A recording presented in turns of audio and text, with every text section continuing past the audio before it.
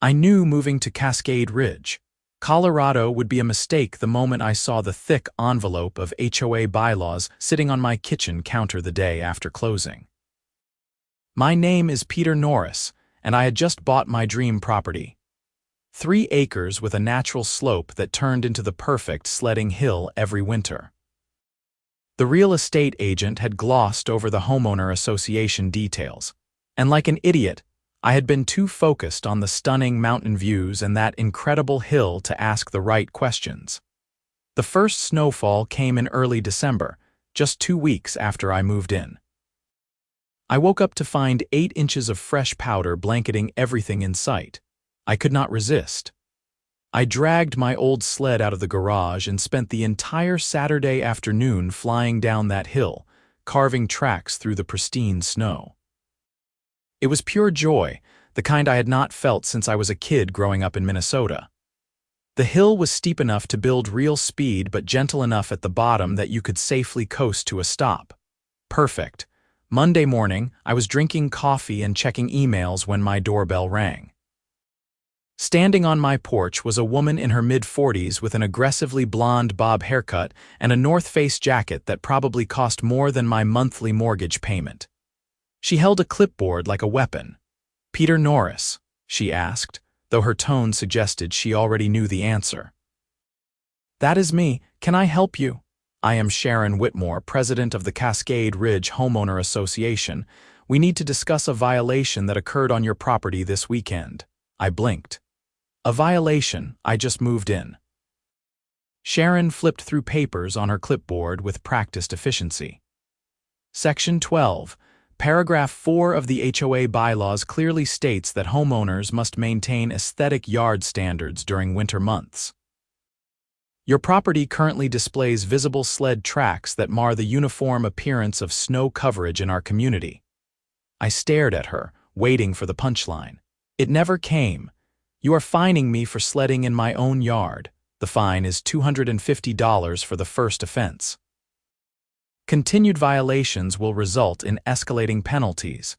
You have 48 hours to remedy the situation by smoothing the snow to restore uniform coverage, or the fine will double." She handed me a printed notice. "Welcome to Cascade Ridge. We pride ourselves on maintaining property values through strict adherence to community standards." She turned and walked back to her black Cadillac Escalade before I could formulate a response. I looked down at the notice in my hand, then at my beautiful sledding hill with its telltale tracks cutting through the snow. This had to be some kind of joke. It was not a joke. I spent the next hour reading through the HOA bylaws, all 67 pages of them. Section 12 was dedicated entirely to winter aesthetic standards, and sure enough, there it was in black and white. Homeowners were responsible for maintaining visually undisturbed snow coverage on their properties. No sled tracks, no snow forts, no snow angels. The rules apparently also prohibited snowmen taller than 36 inches, though it helpfully noted that tasteful holiday decorations were permitted with prior written approval. I called my real estate agent, a cheerful woman named Donna, who suddenly became very busy and hard to reach. I called a lawyer friend in Denver who laughed for a solid minute before telling me that HOA rules, no matter how ridiculous, were legally enforceable as long as they had been properly disclosed during the home purchase. I checked my closing documents. There, buried on page 43 of 89, was a single line acknowledging receipt of HOA guidelines. I was stuck. That evening, I grabbed a snow rake and spent 2 hours trying to smooth out the sled tracks on my hill. It was absurd, pointless work. The tracks did not disappear so much as spread into wider areas of disturbed snow. My hill now looked like someone had tried to erase evidence of a crime scene. When I finally gave up and went inside, my back aching and my fingers numb, I could see Sharon's house across the street. Every light was on, and I swore I saw her watching from an upstairs window. Wednesday morning brought another doorbell ring. This time it was a different woman, younger, maybe early 30s, with a stack of paperwork. "Violation inspection," she announced. The 48-hour period has elapsed, and your property still shows visible snow disruption. The fine is now $500. You have 24 hours to comply before it increases to $1,000. This is insane, I said. How am I supposed to make sled tracks disappear from snow? She shrugged. Section 12 recommends using a leaf blower on a low setting to redistribute fresh snow, or manually transferring undisturbed snow from less visible areas of your property. The HOA offers a preferred vendor service for $95 per hour if you need assistance. I paid the $500 fine.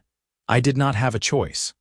The HOA had the legal right to place a lien on my property if I did not comply, and I could not risk my credit or my home over something this stupid. But I was furious. I had bought this property specifically for that hill, and now I could not even use it without facing financial penalties. The next snowfall came 4 days later. I watched it accumulate through my kitchen window, each fresh inch a taunt. My sled sat in the garage, unused. I went to work, came home, and stared at that perfect white slope while eating dinner alone. This was supposed to be my fresh start after the divorce, my place to rebuild and find some peace. Instead, I felt trapped by arbitrary rules enforced by people who seem to get genuine pleasure from making others miserable. Saturday morning, I woke to the sound of children laughing. I looked out my bedroom window and saw 2 kids, maybe 8 and 10 years old, trudging up my hill with sleds in hand. They were wearing matching red snow pants and looked like they were having the time of their lives as they prepared to slide down. I pulled on boots and a jacket and headed outside. The kids saw me coming and froze, clearly worried they were in trouble. "Hey there," I called out, trying to sound friendly. "You guys know you are on private property?" The older one, a girl with dark braids, nodded nervously. "Our mom said it was okay. She said you would not mind." "Your mom said that? Who is your mom?" Sharon Whitmore, the younger boy, answered. "She said this was the best sledding hill in the neighborhood and that we should come use it since you were not." I felt my blood pressure spike. Sharon Whitmore, the same woman who had fined me for using my own hill, had given her kids permission to sled on my property. The audacity was breathtaking. "Listen, it is not your fault, but you cannot sled here," I told them as gently as I could manage. "This is my yard and I did not give permission." The girl's face fell. "But Mom said it was fine. She is the HOA president. She said she had authority." "That is not how property ownership works. I am sorry, but you need to go home." They trudged away, dragging their sleds behind them, and I felt like the worst person in the world even though I had done nothing wrong. 10 minutes later, my phone rang. Unknown number. I answered it anyway. "This is Sharon Whitmore. Did you just deny my children access to your hill?" "That is correct. It is my property."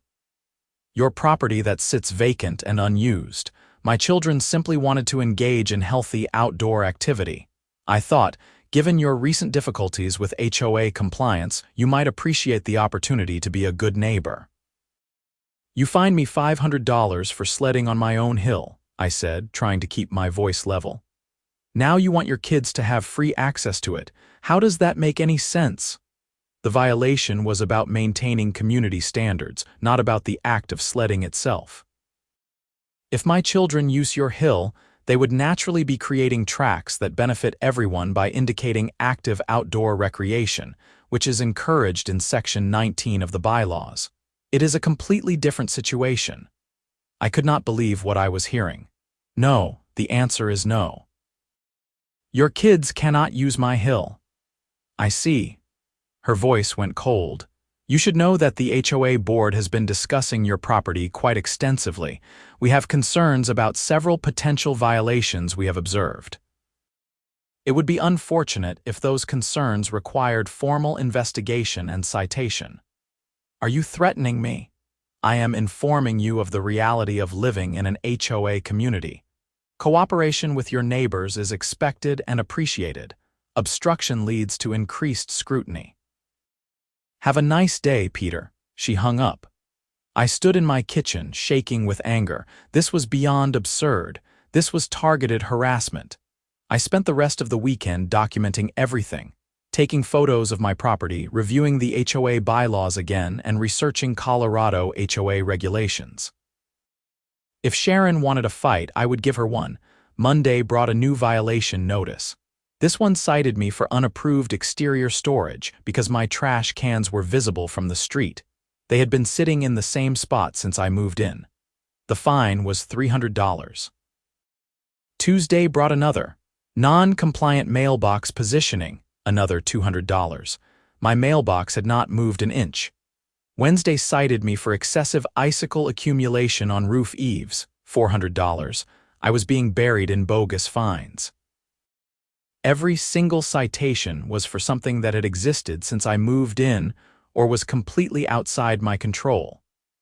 I called an HOA attorney in Colorado Springs named Robert Chen, who specialized in homeowner disputes. His consultation fee was $250 for an hour, but I was desperate. "This is retaliation," Robert said after reviewing my documentation. "Clear as day. But proving it and fighting it are two different things. You can request a hearing with the HOA board, but Sharon chairs that board. You can sue, but litigation will cost you tens of thousands and take months or years. In the meantime, they can keep fining you and make your life miserable. So what do I do? You have a few options. 1, you sell the house and cut your losses. 2, you try to negotiate some kind of peace with Sharon. 3, you document everything meticulously and hope she makes a big enough mistake that you can build a harassment case. Or 4, you pay the fines and live quietly, hoping she loses interest. None of those options sounded good. I left his office feeling more defeated than when I had arrived. That evening, Sharon's kids showed up at my door. The girl, whose name I learned was Emma, and the boy, Lucas, stood on my porch looking cold and hopeful. "Our mom said if we asked you really nicely, you might let us use your hill," Emma said. "Just for an hour after school, we promise we will be super careful." I looked at these kids who had done nothing wrong and then passed them at Sharon's house where I could see her silhouette in the window, watching. This was her play. Send the kids to wear me down, to make me look like the bad guy, to force me into a position where I would have to let them use my property or seem cruel. "I am sorry," I told them honestly, "but the answer is still no. It is not about you two. It is about your mom and the way she has been treating me." "She said you were being selfish," Lucas said quietly. "She said our old neighborhood had a better hill, but we had to move here because of her job, and now nobody will let us sled anywhere good." Emma elbowed him. "Lucas, shut up. You are not supposed to say that." They left, and I closed the door feeling worse than ever. I poured a bourbon and sat in the dark, staring at my hill through the window. This whole situation was poisoning what should have been a happy new chapter of my life. The fines kept coming. By the end of January, I had racked up $3,000 in citations, most of them completely fabricated or for things like snow accumulation patterns inconsistent with natural weather deposition. I paid them all because I had no choice, but my savings account was bleeding out fast. I started having nightmares about losing my house over sled tracks. Then February brought a massive snowstorm. Cascade Ridge got hit with 22 inches over a 3-day period. Schools closed. Roads were impassable. The whole neighborhood looked like a Christmas card. And my hill, my perfect hill, sat under a thick blanket of untouched powder that must have been incredible for sledding. The second day of the storm, I was working from home when I heard voices outside. I looked out to see not just Emma and Lucas, but 4 other kids from the neighborhood, all trudging up my hill with sleds and tubes. I grabbed my coat and boots and went out. "Hey, what is going on here?" The kids scattered except for Emma and Lucas, who stood their ground. "The storm is so big that Mom said the HOA could not enforce the snow rules until after the roads are cleared," Emma explained. "She said that means we can sled here because you would not be able to get a violation notice anyway." "Your mother does not make decisions about my property," I said, but even as I said it, I knew this was a losing battle. The kids looked so disappointed and the snow was genuinely perfect. You know what, fine, you can sled here today, but this is a one-time thing because of the storm, understand? And you tell your mother that this does not mean she has permission to send kids to my yard whenever she wants. The transformation was instantaneous. The kids whooped and hollered and spent the next 3 hours sledding down my hill while I watched from the window, drinking coffee and feeling like I had just made a deal with the devil. But I had to admit, seeing the hill being used the way it was meant to be used brought a small smile to my face. That was a damn good sledding hill. The roads cleared on day 4. By day 5, I had a new violation notice, $300 for unauthorized recreational gatherings on property without HOA event permit. Sharon had actually fined me for letting her own kids use my yard. That was when I decided I was done playing defense. I called Robert Chen again and told him I wanted to file a formal harassment complaint against Sharon and the HOA board. He warned me again about the costs and the risks, but I did not care anymore. This had gone too far. We filed the complaint with the HOA board, as required by their bylaws, requesting a hearing. To nobody's surprise, the board, chaired by Sharon, denied the complaint and ruled that all fines had been issued appropriately. Robert then filed a lawsuit in county court alleging harassment, abuse of authority, and selective enforcement of HOA rules. The lawsuit got people's attention. Within a week, I had 3 different neighbors knock on my door asking to talk. All of them had stories about Sharon. One couple had been fined $2,000 for painting their front door a shade of gray that was unapproved, even though it matched the HOA's color palette exactly. Another neighbor had been cited for letting their grass grow to 4.2 inches when the maximum allowed height was 4 inches. A retired veteran had been fined for flying an American flag that was 6 inches larger than the permitted dimensions. Sharon Whitmore had been terrorizing the entire neighborhood for 2 years, ever since she had been elected HOA president. People were afraid of her. She had effectively unlimited authority to interpret and enforce the rules, and she wielded that power like a tyrant. But nobody had been willing to fight back because the cost and hassle seemed too high. "Would any of you be willing to provide statements for my lawsuit?" I asked. They all agreed. By the end of the week, Robert had collected written testimony from 9 different homeowners, documenting Sharon's pattern of aggressive, arbitrary, and often retaliatory enforcement of HOA rules. We had a real case. The lawsuit was scheduled for an initial hearing in late March. In the meantime, the fines stopped. Sharon did not send any more violation notices, which Robert said was typical. She was pulling back to avoid the appearance of retaliation now that there was legal action pending. But her kids kept showing up at my door. It became almost daily. Emma and Lucas would knock around 4 in the afternoon, right after school, and ask if they could use the hill. Sometimes they were alone. Sometimes they brought friends. I said no every single time, but they kept coming. It was clearly Sharon's strategy. Wear me down through her kids, make me look unreasonable, and undermine my harassment claims by painting me as the hostile neighbor. One afternoon in mid-March, I was working in my garage when Lucas showed up alone. He did not have a sled. He just stood in the driveway, hands in his pockets, looking miserable. "Your mom send you?" I asked.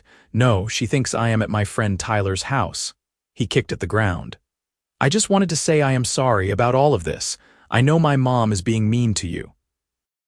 I hear her on the phone with the other board members, talking about how she is going to make you move away. I set down the wrench I had been holding. "That is a lot for a kid to be carrying around. She is not always like this," Lucas said quickly. "She used to be nicer.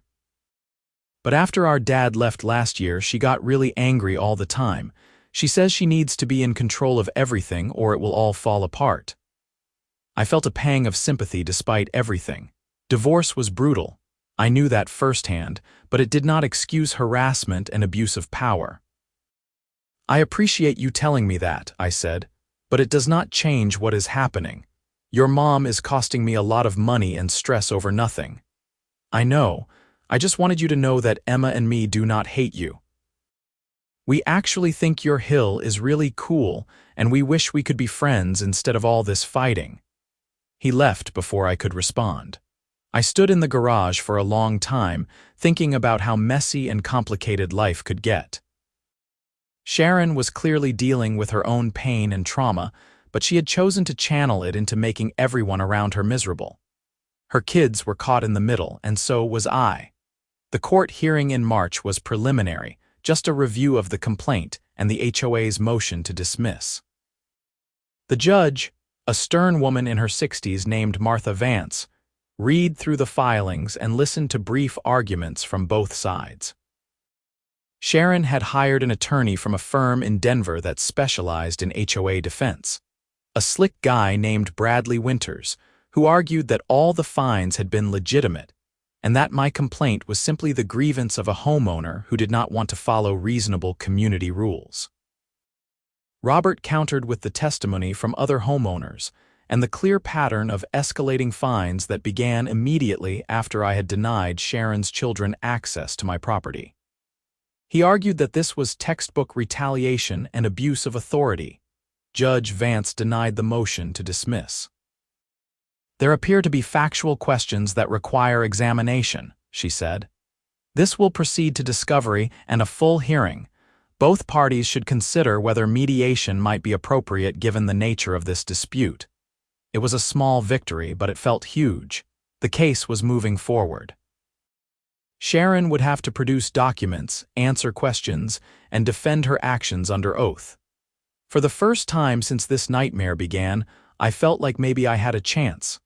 April brought warming temperatures and melting snow. My hill transformed from white to muddy brown to green as the grass emerged. I had not used it once all winter except for that first day that had started everything. It felt like such a waste. The discovery process began. Robert submitted requests for all HOA board meeting minutes, violation notices issued to all homeowners for the past 3 years, Sharon's emails and correspondence related to my property, and financial records showing how fine money was allocated. The HOA's attorney fought several of these requests, but Judge Vance ordered most of the documents produced. What we found was damning. Sharon had issued an average of 30 violation notices per year for the 3 years before she became president. In her first year as president, she had issued 97. In the past year, she had issued over 200. The rate of fines had increased exponentially under her leadership. More telling, 90% of those fines in the past 6 months had been issued to just 5 homeowners. Me and the 4 neighbors who had complained about her most vocally at board meetings. We also found emails. In one, Sharon wrote to another board member, "We need to make examples of the people who do not respect the authority of this board.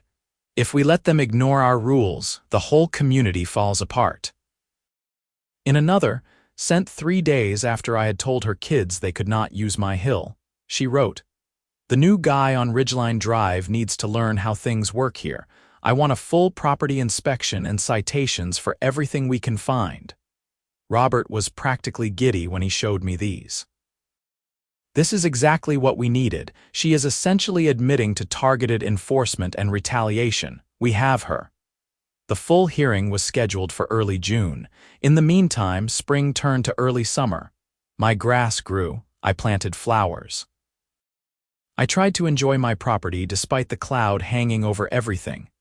Emma and Lucas stopped coming by, which was a relief but also a little sad. They really were good kids trapped in a bad situation. 2 weeks before the hearing, Robert called me with unexpected news.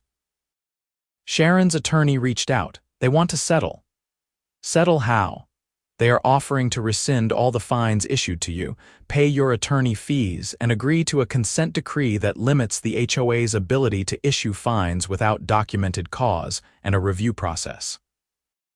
In exchange, you drop the lawsuit and agree not to pursue further action. What about Sharon? Does she stay as president? That is not something the court can control. The HOA board is elected by the homeowners. But the consent decree would significantly limit her authority even if she stays in office. I thought about it. Getting my money back and reigning in Sharon's power would be a real win, but it also felt like she was getting away with what she had done. "What do you think?" I asked Robert. "I think you have a strong case and would likely win at hearing.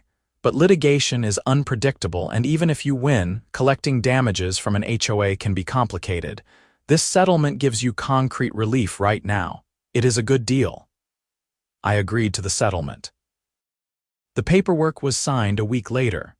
The HOA cut me a check for $8,300, covering all the fines plus my attorney fees. The consent decree was filed with the court and became a binding order. Sharon would have to follow documented procedures before issuing any future fines, with mandatory review by the full board and an appeals process for homeowners. I thought that would be the end of it. I was wrong. 3 days after the settlement was finalized, I came home from work to find Sharon sitting on my front porch. She looked terrible. Her hair was unwashed, her clothes wrinkled, and she had dark circles under her eyes. "We need to talk," she said. "I do not think that is a good idea.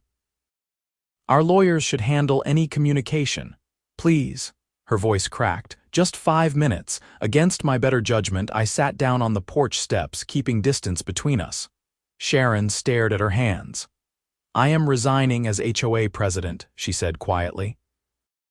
"The board asked me to step down after the settlement. Well, demanded is more accurate. I am also moving. I put my house on the market yesterday." I did not know what to say to that. "I know you hate me," she continued. "You have every right to. I treated you horribly.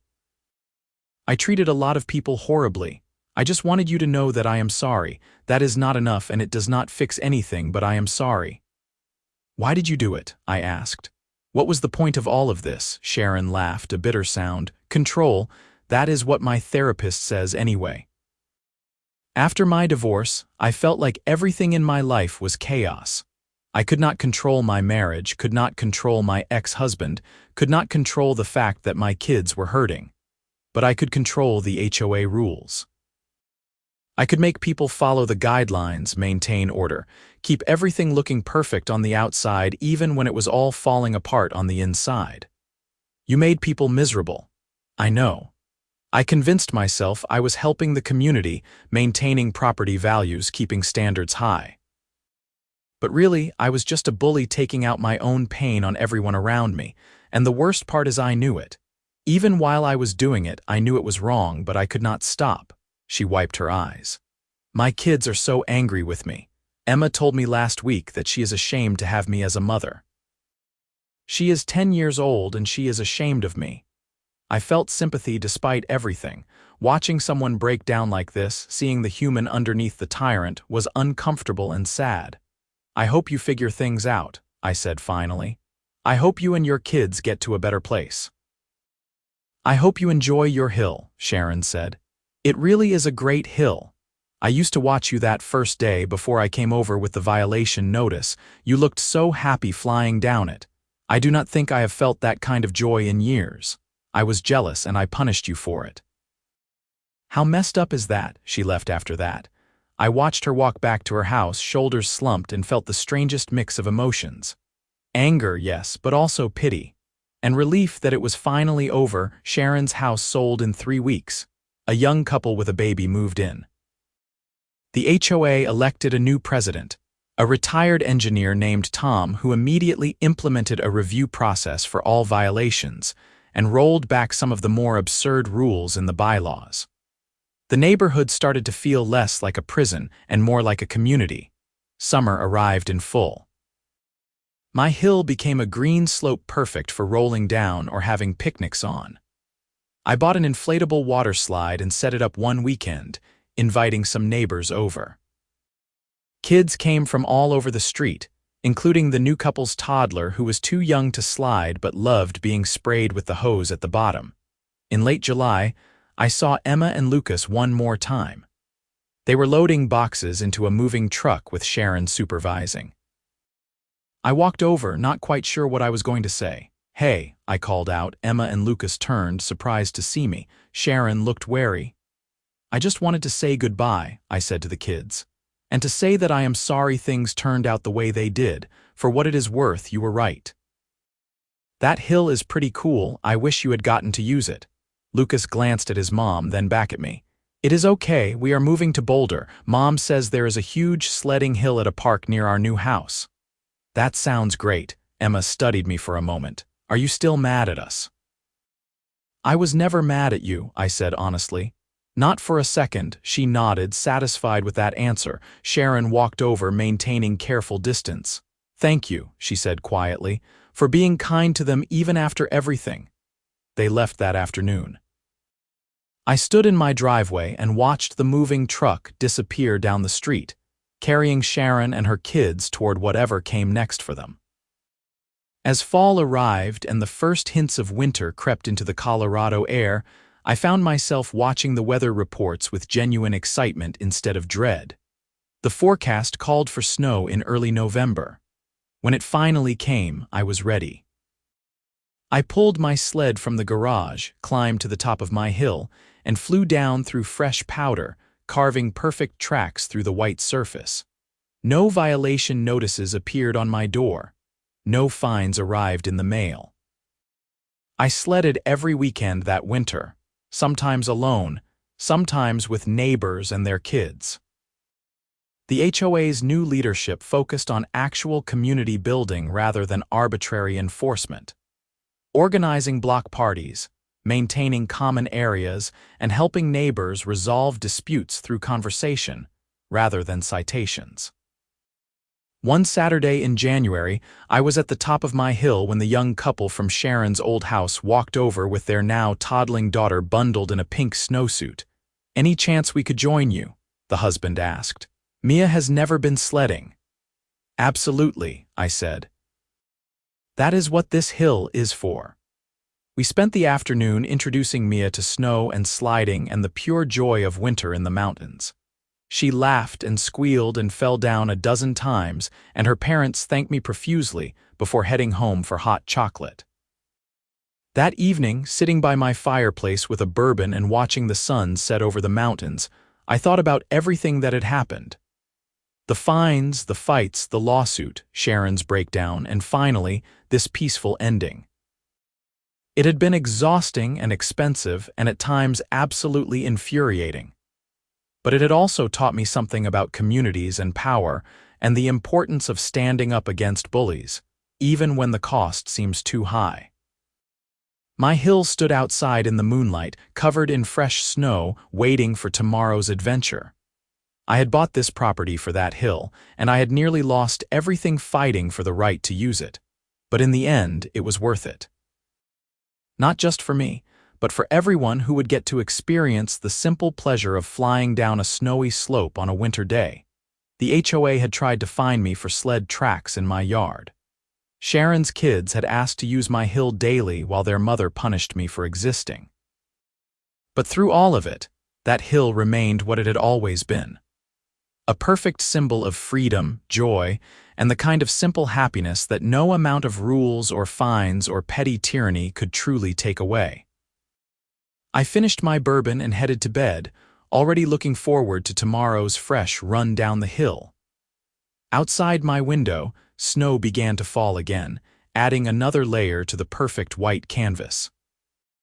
Somewhere in Boulder, I hoped Sharon and her kids were watching the same snow and finding their own peace. And in Cascade Ridge, the neighborhood slept quietly under its blanket of winter, finally free from the constant fear of violation notices and arbitrary fines. The next morning brought more snow and bright sunshine. I made coffee, pulled on my gear, and headed outside with my sled. At the top of the hill, I paused to take in the view. The mountains rising in the distance, the quiet neighborhood below, my little piece of Colorado paradise stretching out in every direction. Then I sat down on my sled, pushed off, and flew down the hill with the wind in my face and joy in my heart, leaving perfect tracks in the snow and not caring one bit what anyone thought about it.